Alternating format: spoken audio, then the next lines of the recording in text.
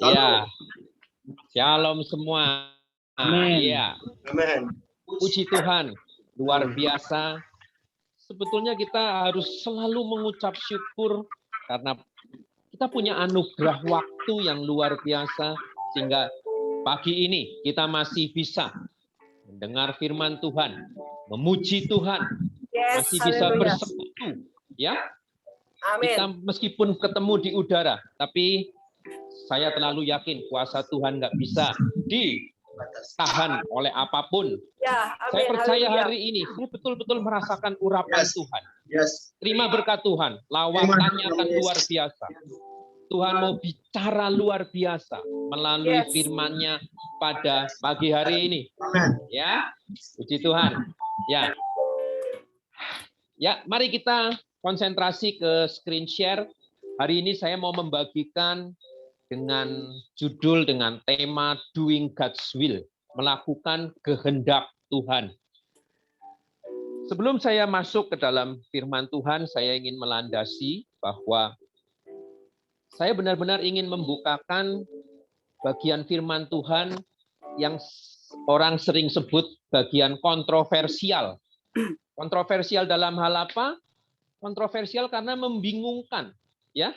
Nanti kita akan melihat di dalam Matius 7 ayat 21 sampai 23 ini bagian firman Tuhan yang membingungkan, terutama bagi orang-orang Kristen yang baru pertama kali membaca dan tanpa penjelasan, ya. Pasti bingung, ya. Nah, tapi hari ini saya percaya pengurapan Roh Kudus akan bicara kepada setiap kita sehingga kita mengerti kehendak Tuhan yang harus kita lakukan. Mari. Amin. Haleluya. Ya, Matius 7 ayat 21 sampai dengan 23. Kita baca dulu ayat 21, ya. Bukan setiap orang yang berseru kepadaku, Tuhan, Tuhan, akan masuk dalam kerajaan surga, melainkan dia yang melakukan kehendak Bapakku yang di surga. Nah, bingung nggak? Ya, orang kalau pertama kali baca, loh, orang yang sudah percaya Tuhan, yang menyerukan nama Tuhan, ternyata belum bisa masuk dalam kerajaan surga, ya, melainkan orang yang melakukan kehendak Bapa. Waduh, Alkitab ini penuh dengan perintah Tuhan. Bapak, Ibu, saudara-saudari sekalian, jemaat eklesia, kehendak Tuhan yang mana? Kehendak Tuhan yang seperti apa yang membuat kita ini bisa masuk ke dalam kerajaan surga? Itu pertanyaannya. Maka keluarlah the first big question, pertanyaan besar yang pertama. Next.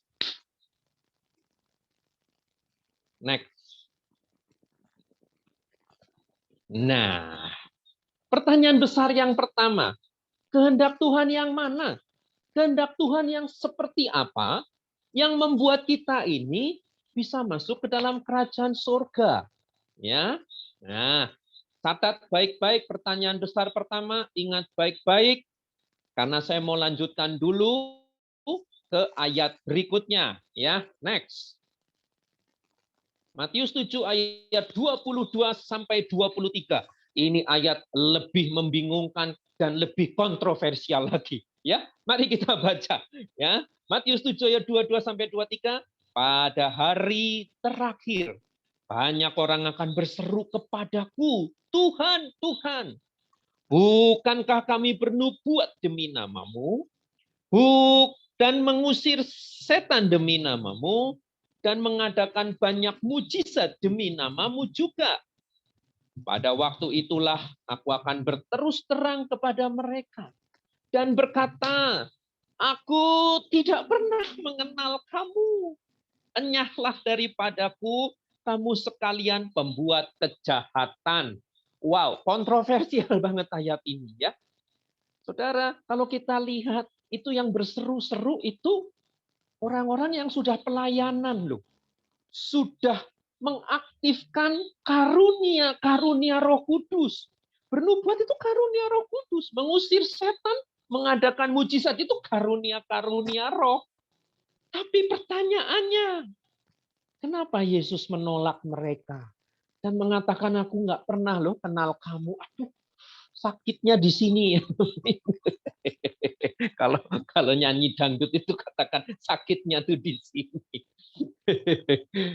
Oke, kita akan masuk ke dalam the second big question. Pertanyaan besar yang kedua, next. Iya, mengapa Tuhan Yesus menolak orang-orang yang sudah melayani Tuhan, bahkan dengan karunia-karunia Roh Kudus? Wow, ya. Nah, bingung kan? Nah, tapi kita akan jawab. Kita akan belajar firman Tuhan supaya ini semua menjadi gamblang, terang benderang. Amin. Nah, untuk bisa menjawab dua pertanyaan besar tadi, sebelumnya kita akan belajar bagian firman Tuhan yang lain, yaitu di dalam Lukas 10 ayat 30 sampai dengan 37. Next. Ya, kita akan belajar firman Tuhan ini ya. Dari ayat 30 dulu ya. Nah, cukup panjang tapi saya rasa ini sangat menarik firman Tuhan dari Lukas 10 ayat 30 sampai 37. Jawab Yesus adalah seorang yang turun dari Yerusalem ke Yeriko. Ia jatuh ke tangan penyamun yang bukan saja merampoknya habis-habisan, tetapi yang juga memukulnya dan yang sesudah itu pergi meninggalkannya setengah mati. Saya perlu jelaskan dulu latar belakang ayat ini. Yesus membuat sebuah ilustrasi, tapi dengan situasi dan kondisi yang nyata.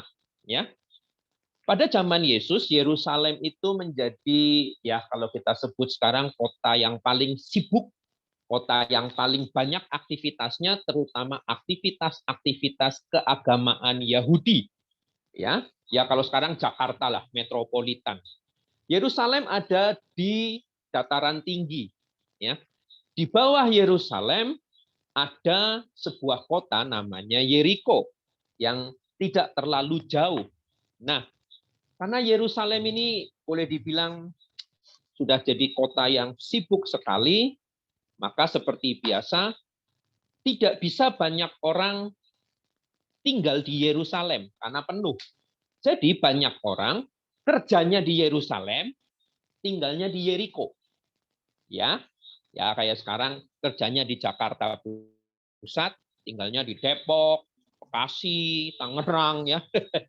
Kurang lebih seperti itu. Nah, dan memang betul bahwa jalan dari Yerusalem menuju ke Yeriko itu ada sebuah jalan, maksudnya ada sebuah area di mana area itu strategis untuk penyamun merampok.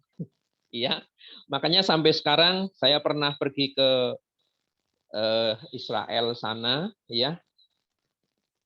Di sana dikatakan jalan itu namanya Bloody Way atau jalan yang berdarah. Dan memang betul di situ banyak orang dirampok. Nah, ilustrasi Yesus ini berkata bahwa ada seorang yang turun dari Yerusalem ke Yeriko. Maka disebutnya turun karena Yerusalem lebih tinggi dari Yeriko. Dia dihajar sama penyamun, dirampok, dipukulin sampai sekarat, setengah mati. Ya, nah ini latar belakang dari ilustrasi Tuhan Yesus. Lanjut ayat berikutnya, next. Iya, kebetulan, nah ada seorang imam turun melalui jalan itu.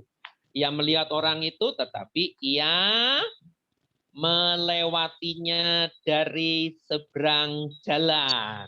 Ya, Tuhan Yesus memakai ilustrasi ada seorang pertama yang lewat dan melihat si orang yang sekarat ini.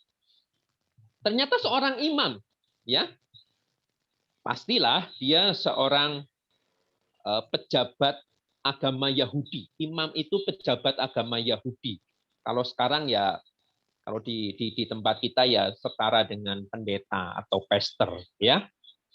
Dia pasti habis selesai melakukan semua tugas-tugasnya dan dia tidak tinggal di Yerusalem. Dia tinggal di Yeriko. Turun Waktu melihat orang sekarat, nah saya menganalisa.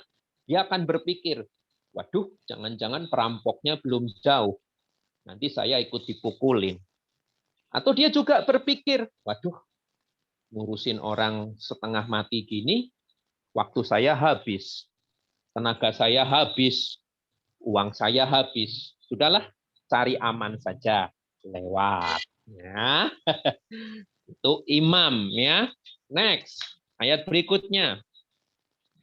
Demikian juga seorang Lewi datang ke tempat itu ketika ia melihat orang itu lagi-lagi. Ia melewatinya dari seberang jalan juga. Siapakah Lewi? Kalau kita belajar firman Tuhan ya di dalam Perjanjian Lama, Lewi ini adalah satu suku yang dipilih oleh Tuhan yang khusus melayani Tuhan. Jadi di zaman Yesus masih ada juga sisa-sisa orang Lewi yang melayani Tuhan, ya. Jadi kalau Lewi ini ya boleh dibilang sekarang ini setara dengan aktivis-aktivis gereja, ya, pelayan-pelayan Tuhan, full time tapi bukan pendeta, kan banyak ya seperti itu. Itu orang Lewi. Luar biasanya orang ini juga melewati yang sekarat tadi. Ya, nah, lanjut ayat 33. Iya, ya. Lalu datang seorang Samaria yang dalam perjalanan ke tempat itu dan ketika ia melihat orang itu, mari kita baca sama-sama 2, 3, tergeraklah hatinya oleh belas kasihan. Ya. Nah, saya mau cerita dulu, siapa Samaria? Imam tadi kita sudah paham, orang Lewi kita sudah paham. Jemaat eklesia yang dikasih Tuhan, Samaria itu sebuah kota sebetulnya atau sebuah area penduduk di mana di situ tinggal orang Yahudi yang kawin campur. Maka orang Samaria ini menjadi kumpulan orang yang dihina oleh orang Yahudi. Mereka dianggap kelas 2. Mereka dianggap apa ya? Darahnya darah campuran begitu ya.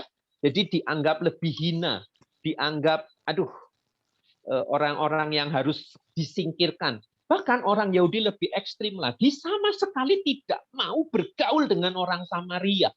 Ya, wah ini ternyata ada diskriminasi juga ya di zaman itu ya.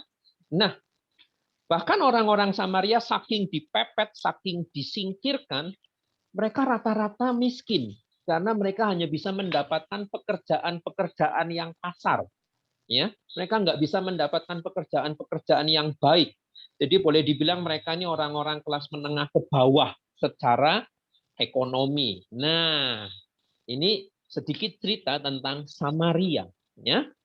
Tetapi yang Samaria yang satu ini, ketika melihat yang sekarat, bergeraklah hatinya oleh belas kasihan. Apa yang dia lakukan? Next. Ia pergi kepadanya, lalu membalut luka-lukanya. Sesudah itu ia menyiraminya dengan minyak dan anggur. Kemudian ia menaikkan orang itu ke atas keledai tunggangannya sendiri, lalu membawanya ke tempat penginapan dan merawatnya. Saya mau bahas pertama, orang Samaria ini rela membalut. Dia tahu ada resiko perampok-perampok itu belum jauh atau ada di situ. Dia ambil resiko karena belas kasihannya untuk merawat orang ini. Pertama, resiko dihantam oleh perampok ya. Resiko ya. Kemudian yang kedua yang dia ambil adalah lihat membalut luka sesudah ia menyiraminya dengan minyak dan anggur. Saya sudah pelajari pada zaman Yesus ada minyak dan anggur yang khusus buat memang mengobati luka. Dan itu harganya tidak murah. Ya. Tapi bukan minyak yang buat mengurapi Yesus ya. Itu lain lagi. Ya. Ini minyak untuk pengobatan, anggur untuk pengobatan. Harganya tidak murah. Artinya dari belas kasihan itu muncul kemurahan hati. Ya. Yang ketiga, dia naikin tuh orang yang sekarat tadi ke keledainya. Dia sendiri jalan kaki, capek loh. Capek. Dia rela untuk capek. Dia rela untuk bersusah payah. Ya. Nah, yang keempat, dibawalah ke penginapan. Apa yang terjadi di penginapan? Mari kita lihat ayat berikutnya. Kelas bawah ya. Keesokan harinya, ia menyerahkan 2 dinar kepada pemilik penginapan itu, katanya, rawatlah dia. Dan jika kau belanjakan lebih dari ini, aku akan menggantinya waktu aku kemari. Dinar adalah sebuah mata uang. Tapi gini, maksudnya gini, kalau di zaman Yesus, 1 dinar artinya upah 1 hari kerja. Ya, mereka mata uangnya belum terlalu kompleks kayak kita sekarang ya. Mereka simple. Dinar adalah upah 1 hari kerja. Ya. Berarti orang ini sekali lagi kemurahan hatinya ditunjukkan. Dia rela kehilangan 2 hari. 2 upah, 2 dinar. 2 kali upah kerjanya. Ya. Untuk apa? Untuk merawat orang tidak dikenal. Ini nggak dikenal loh Bapak Ibu. Saudara-saudari sekalian, kalau tetangganya masih mending. Kalau saudaranya sendiri masih mending. Ini nggak kenal. Tapi lihat, bagaimana sang Samaria ini. Begitu karena belas kasihannya.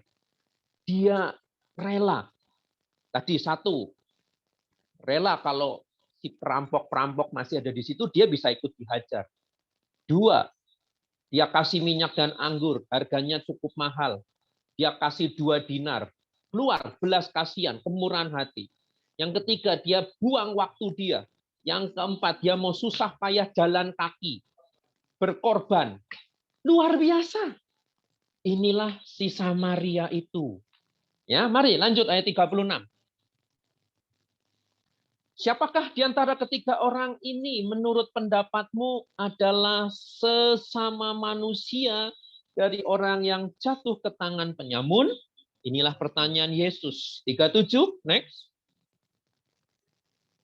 Jawab orang itu, orang yang telah menunjukkan belas kasihan kepadanya. Kata Yesus kepadanya, pergilah dan perbuatlah demikian. Cukup gamblang ilustrasi yang Tuhan Yesus berikan. Dan kita akan memakai ilustrasi Tuhan Yesus ini untuk menjawab 2 pertanyaan besar yang di depan tadi. Oke, ya. Next. Ya, jawaban dari pertanyaan besar yang pertama sangat jelas, itu ada di dalam Matius 22 ayat 37 sampai dengan 39. Mari kita baca sama-sama ayat 37 terlebih dahulu. 2, 3. Jawab Yesus kepadanya, kasihilah Tuhan Allahmu dengan segenap hatimu, dan dengan segenap jiwamu, dan dengan segenap akal budimu. Next. Itulah hukum yang terutama dan yang pertama. Lanjut. Next. Dan hukum yang kedua, yang sama dengan itu, ialah kasihilah sesamamu manusia seperti dirimu sendiri. Ya. 2 hukum ini disebut hukum yang terutama. Dan 2 hukum ini ekuivalen. Ekuivalen artinya sama, sederajat. Bukan yang satu lebih penting dari yang lain, tidak. Ya, di ayat 39 dikatakan, dan hukum yang kedua yang sama dengan hukum yang pertama. Ya. Nah, jadi next. Jadi, ya. Next. Untuk bisa masuk ke dalam kerajaan surga, seperti pertanyaan besar pertama tadi, ternyata kita harus konsisten melakukan kehendak Tuhan, yaitu 2 hukum yang terutama. Next. Mengasihi Tuhan dengan segenap hati, jiwa, dan akal budi. Dan yang kedua, next. Mengasihi sesama manusia seperti kita mengasihi diri sendiri. Puji Tuhan. Jadi terjawablah pertanyaan besar yang pertama. Kehendak Tuhan yang mana? Ternyata seluruh isi Alkitab, Bapak Ibu, kalau baca dari Kejadian sampai Wahyu, kita akan menemukan Tuhan berkata ada dua hukum yang terutama. Catat baik-baik. Ya. Mengasihi Tuhan dengan segenap hati, jiwa, dan akal budi. Dan dengan hukum yang kedua yang sama dengan hukum yang pertama, yaitu mengasihi sesama. Tes. Suara saya jelas? Jelas. Oke. Seperti hukum yang pertama, yaitu hukum yang kedua, mengasihi sesama manusia seperti kita mengasihi diri sendiri. Ya. Jadi saya mau tekankan, inilah jawaban dari pertanyaan besar yang pertama. Inilah kita semua sekarang tahu, Bapak, Ibu, saudara-saudari sekalian, permata-permata hatinya Tuhan. Ayo, kita harus mengasihi Tuhan dan kita mengasihi sesama. Kita harus konsisten melakukan ini. Amin. Saya akan jelaskan lebih panjang lebar di belakang, ya. Tapi sekarang saya mau lanjut dulu, ya. Mari, berikutnya, next. Penting. Waduh. Pentungnya 3 ya, Bapak Ibu. Di dalam Matius 22 ayat 40 dikatakan, pada kedua hukum inilah tergantung seluruh hukum Taurat dan kitab para nabi. Apa artinya? Next. Ya, dua hukum yang terutama adalah, katakan bersama dengan saya, dasar motivasi kita dalam melakukan semua hukum dan perintah Tuhan yang lain. Jadi, ya, dua hukum yang terutama ini harus kita lakukan supaya kita punya motivasi yang murni, motivasi yang tulus untuk melayani Tuhan, punya motivasi yang benar saat kita melakukan hukum-hukum Tuhan yang lain atau perintah-perintah Tuhan yang lain. Ya.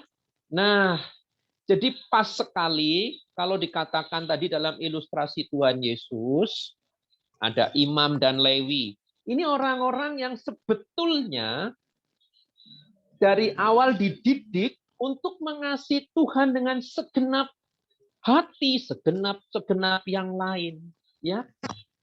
Tetapi mungkin dalam perjalanan waktu, saya tidak tahu ya, mungkin hanya sekedar rutinitas, mereka lupa akan hukum yang kedua. Ya, dan mungkin saya tidak tahu, saya akan jelaskan di belakang. Intinya dasar motivasinya berubah. Begitu. Ya. Tetapi orang Samaria ini, kita akan yakini bahwa orang ini juga mengasihi Tuhan meskipun dia bukan pejabat agama Yahudi, bukan aktivis. Tapi dia mengasihi Tuhan sehingga muncul belas kasihan di dalam hidupnya. Dan dia rela melakukan banyak hal, berkorban banyak hal untuk menolong yang sekarat. Ya, ini penjelasan dari dua hukum yang terutama adalah dasar motivasi. Ya, nah, kita tidak berhenti sampai di sini, masih ada pertanyaan besar yang kedua. Kita akan jawab sekarang pertanyaan besar yang kedua. Next. Ya, jawaban dari pertanyaan besar yang kedua saya mau kutip lagi Matius 7 ayat 23. Pada waktu itulah aku akan berterus terang kepada mereka, ya, dan berkata, aku tidak pernah mengenal kamu. Wow, enyahlah daripadaku, kamu sekalian pembuat kejahatan. Ada dua kalimat yang saya tebalkan, yaitu tidak pernah mengenal kamu dan pembuat kejahatan. Mari kita akan kupas tuntas dua kalimat ini. Next. Iya, yang pertama, Yesus menolak orang-orang yang tidak sungguh-sungguh berusaha mengenal Dia secara pribadi.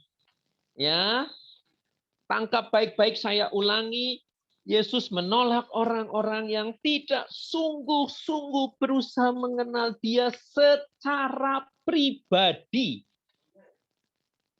Kalau kita nggak sungguh-sungguh berusaha mengenal Yesus secara pribadi, kita sebenarnya sedang tidak melakukan hukum yang pertama. Next, kata mengenal ya di dalam bahasa Yunaninya ginospo. Apa arti ginospo? Yaitu mengenal secara pribadi melalui pengalaman. Ya, ada banyak tingkatan kata mengenal ya, tapi ginospo ini yang terdalam. Ya, mengenal secara pribadi itu bukan mengenal lewat buku, lewat cerita orang, hanya lewat Alkitab, bukan. Tapi betul-betul kita mengenal Tuhan itu secara pribadi lewat pengalaman kita. Saya berdoa semua jemaat eklesia sudah mengenal Tuhan secara pribadi dan akan terus mengenal Tuhan secara pribadi. Ini yang paling penting. Ya. Next, berikutnya. Tingkat keintiman terdalam yang setara dengan pengenalan pasangan suami istri. Itu arti ginospo. Ya. Bapak Ibu, saudara-saudari sekalian, jelaslah ya, di sini sudah hampir semua sudah menikah ya. Hanya beberapa yang belum, nggak apa-apa nanti ya. Saya mau bagikan adalah pengenalan suami istri yang sudah lama menikah itu susah dicari tandingannya. Ya, intinya suaminya dehem aja istrinya tahu maunya apa gitu, kurang lebihnya begitu ya. Misalnya sore-sore suaminya waduh, oh ternyata istrinya lupa bikin kopi lah ya toh. Begitu kopinya keluar masih ditambah oh lupa camilannya ya, pisang gorengnya, singkongnya dan sebagainya. Oh, nah nggak perlu sampai suami bilang, Bu, mana kopi saya, mana pisang goreng saya, mana ini, mana itu. Enggak, cukup. Itu aja, istrinya udah ngerti. Seperti itu, kurang lebih seperti itu ya. Itulah ginosko, ya, tingkat keintiman terdalam. Nah, ya. Jadi kenapa kita harus sungguh-sungguh mengenal? Karena Tuhan memang meminta pengenalan sampai level ginosko. Nah, ini jawaban pertama dari pertanyaan besar yang kedua. Nah, saya mau jelaskan ya.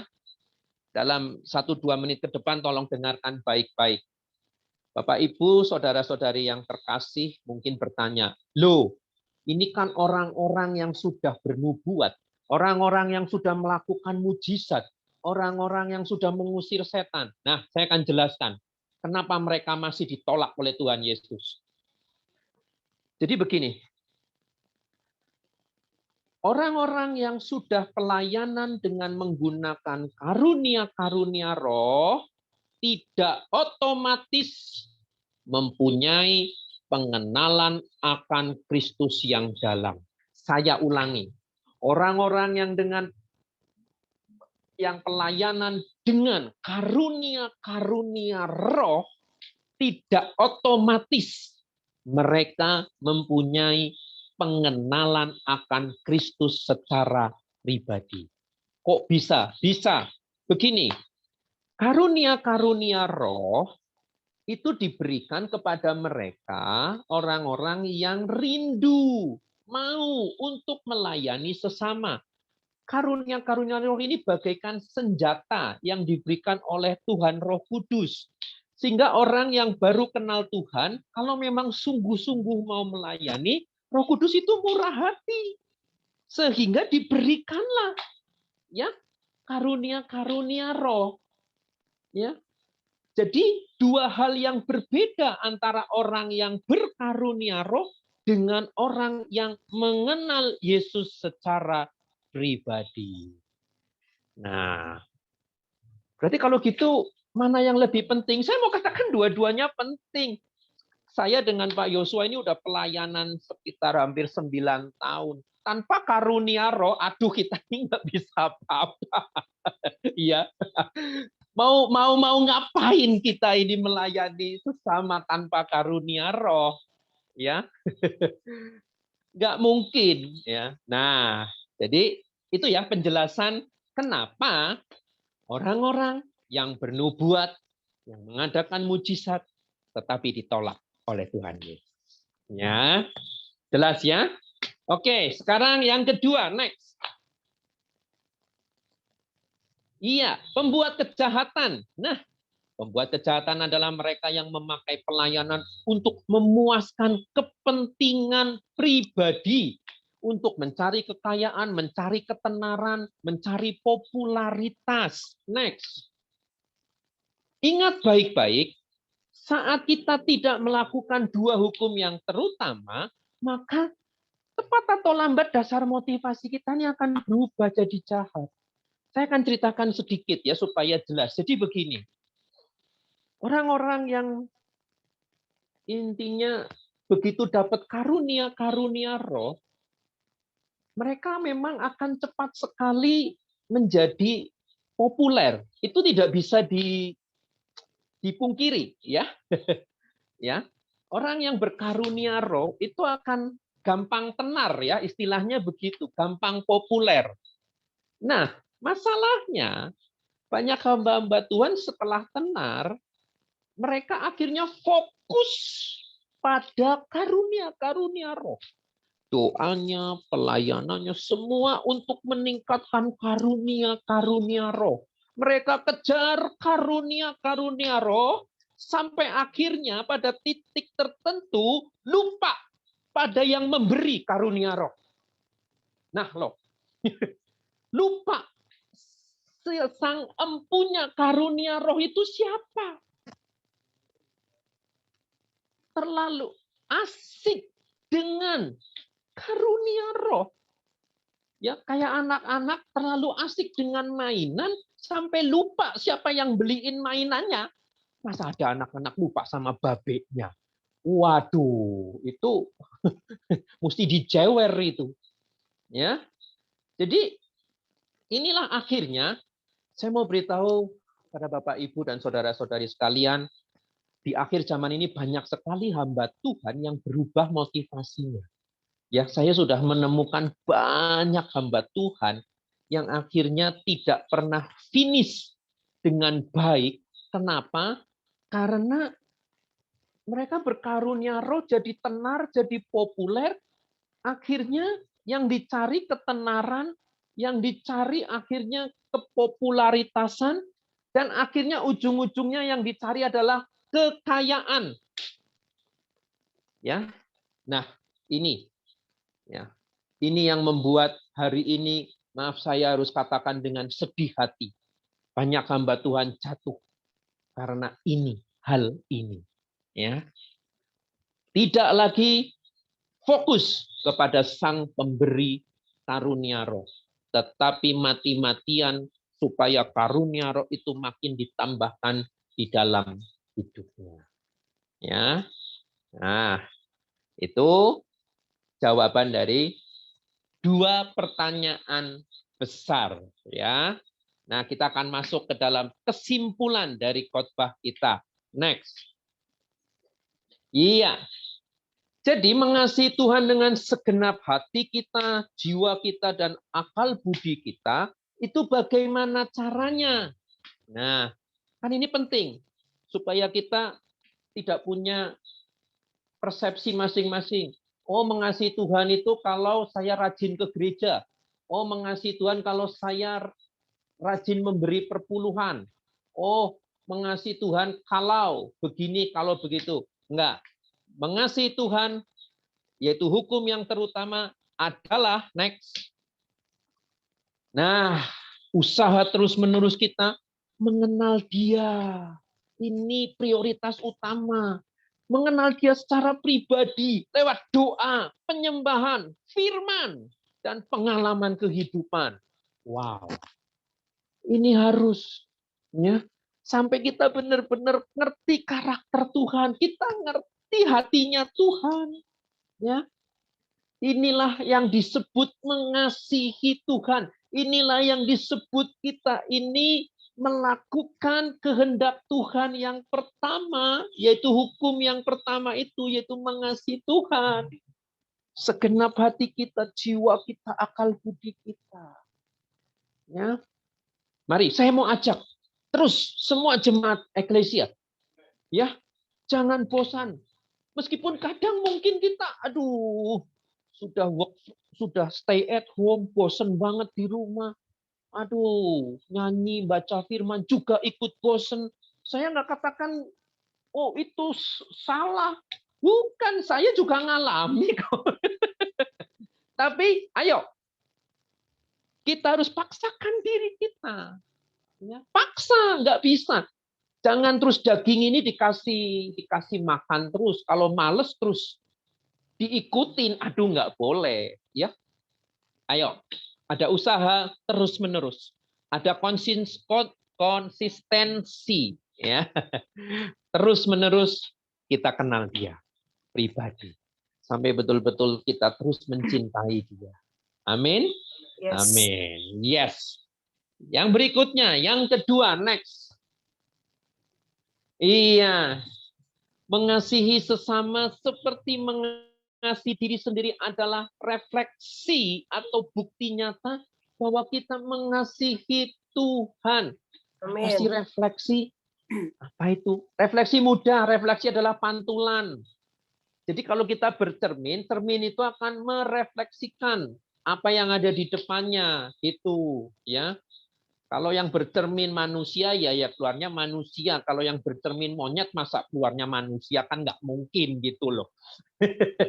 Jadi adalah bukti nyata, adalah refleksi kita bahwa kita ini mengasihi Tuhan, mengasihi sesama. Hukum yang kedua yang sama dengan hukum yang pertama, ya, mengasihi sesama seperti mengasihi diri sendiri, seperti ilustrasi Tuhan Yesus. Itu orang Samaria menolong orang yang sekarat. Dia seperti mengasihi dirinya sendiri. Kalau enggak mungkin dia mau berkorban begitu banyak. Resiko dihajar sama perampok karena dia membalut orang itu di tempat yang tidak aman itu. Dia mau berlelah-lelah jalan karena si sekarat itu dinaikkan di keledainya. Dia keluarin minyak dan anggur, harganya tidak murah. Masuk ke penginapan, dia keluarin 2 dinar. Ya, seperti dia mengasihi dirinya sendiri, dia mengasihi sesama. Ayo, apakah kita ini mengasihi Tuhan? Kalau memang kita mengasihi Tuhan, pasti ada dorongan yang luar biasa. Amin. Untuk kita ini mengasihi sesama kita. Amin. Saya akan lebih tekankan lagi dengan ayat yang berikut ini. Next. Ya. Keluarkan semua. Ya, oke. 37. Oke, stop. Ya, oke. Maka orang-orang benar itu akan menjawab dia, katanya, Tuhan, bila manakah kami melihat engkau lapar dan kami memberi engkau makan, atau haus dan kami memberi engkau minum? Bila manakah kami melihat engkau sebagai orang asing dan kami memberi engkau tumpangan atau telanjang dan kami memberi engkau pakaian? Bila manakah kami melihat engkau sakit atau dalam penjara dan kami mengunjungi engkau? Ayat 40 kita mau baca sama-sama 2, 3. Dan raja itu akan menjawab mereka, aku berkata kepadamu, sesungguhnya segala sesuatu yang kamu lakukan untuk salah seorang dari saudaraku yang paling hina ini, kamu telah melakukannya untuk aku. Wow. Amin. Standar Tuhan itu enggak yang lain-lain. Ini Matius 25 nanti dibaca lagi. Ini cerita penghakiman Tuhan, hari penghakiman terakhir. Tuhan pisahin antara orang benar dengan orang yang tidak berkenan di hadapan Tuhan. Dia ngomong sama orang benar, Saat aku lapar, kamu kasih aku makan. Saat aku sakit, kamu kasih aku obat. Saat aku telanjang, kamu kasih aku dan sebagainya dan sebagainya. Mereka balik bertanya, kapan Tuhan? Saat kamu lapar, aku kasih kamu. Dan jawabannya luar biasa. Standar Tuhan sebetulnya sangat-sangat sederhana. Segala sesuatu yang kamu lakukan untuk saudaraku yang paling hina, kamu lakukan untuk aku. Amin. Wow. Wow. Bapak Ibu, saudara-saudari sekalian, saya aja waktu buat khotbah ini aja saya nangis. Ini loh hatinya Tuhan. Ini maunya Tuhan. Ya. Kenapa kita tidak peduli dengan mereka yang justru yang hina? Ayo cari saudara-saudara kita. Ya. Mungkin yang hari-hari ini kelaparan, yang hari-hari ini susah, yang hari-hari ini sakit. Saya mau sedikit saya mengamati ada satu kesaksian bagus di jemaat eklesia ini, seorang ibu yang saya lihat dengan tulusnya ada saudaranya yang sakit nggak bisa tidur, kasih obat, diteleponin ke Pak Yosua, tolong didoain Pak, ini saudara saya, ini dia sakit ini, sakit itu. Bahkan dia rela mengeluarkan sebagian dari keuangannya untuk membeli obat herbal. Luar biasa, saya melihat ini loh bukti nyata. Nggak usah ngomong, aduh kita ke panti asuhan, ke panti jompo, bagi-bagi sembako. Aduh nggak usah dulu lah, nggak usah ke situ lagi pandemi, nanti kena corona. Coba lihat ini loh, orang-orang di sekitar kita, pegawai kita, saudara, sepupu mungkin siapapun, tetangga kita. Mari kita lakukan. Karena Tuhan di atas memandang apapun yang kau lakukan kepada mereka yang hina, engkau sedang melakukannya. Amin. Yes. Slide terakhir. Berkata, aku mengasihi Tuhan, tapi kita tidak peduli kepada sesama. Next. Itu adalah sebuah kebohongan besar di mata Tuhan. Janganlah kita didapati dan dikatakan, hai engkau pembohong besar oleh Tuhan. Jangan. Tapi marilah kita menjadi orang-orang benar. Anak-anak Tuhan. Hamba-hamba Tuhan yang melakukan kehendak-Nya. Yang terus mengasihi Tuhan dan mengasihi sesama. Amin. Mari kita tutup dalam doa. Kami datang di hadapan-Mu, Tuhan. Kami bersyukur, Bapa. Firman-Mu menghidupi kami. Oleh firman kebenaran, kami memahami isi hati-Mu. Untuk kami dapat mengasihi Engkau lebih lagi, Tuhan. Sungguh-sungguh semakin dalam mengenal pribadi-Mu. Dan kami juga mengasihi sesama kami. Tuhan Yesus, terima kasih buat firman-Mu. Kau memberkati hamba-Mu, Pendeta Budiono Linui, Tuhan, yang Kau pakai untuk menyampaikan pesan-Mu bagi kami. Kami tidak lagi menjadi orang-orang yang acuh tak acuh, yang tidak peduli, tetapi kami semua menjadi berkat bagi banyak orang. Amin. Kami menjadi orang-orang yang sungguh-sungguh mencari, mengejar, mendapatkan Engkau, mengenal pribadi-Mu. Dan kami dapat mengasihi sesama kami. Bukti kami mengasihi Engkau, kami mengasihi sesama kami. Kami boleh membawa setiap korban syukur kami bagi-Mu, Tuhan. Memberkati satu dengan yang lain. Bermurah hati di dalam nama Yesus. Dan itu yang Kau ingini. Amin. Nyatakan Bapa dalam kehidupan kami. Pakai kami menjadi berkat di dalam nama Yesus. Yes. Biar kami mengerti isi hati-Mu. Terima kasih Bapa buat firman-Mu yang memberkati kami.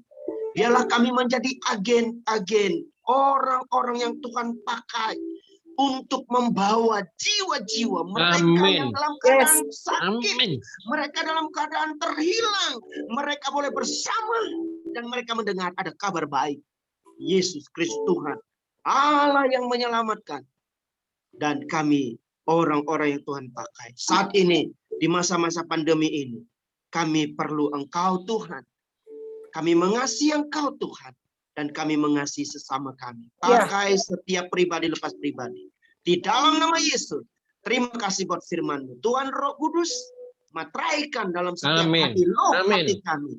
Amin. Beri kami pengertian-pengertian lebih untuk kami dapat mengerti firman-Mu. Kami hamba-Mu sangat terbatas, tapi kuasa-Mu tidak pernah terbatas. Yes.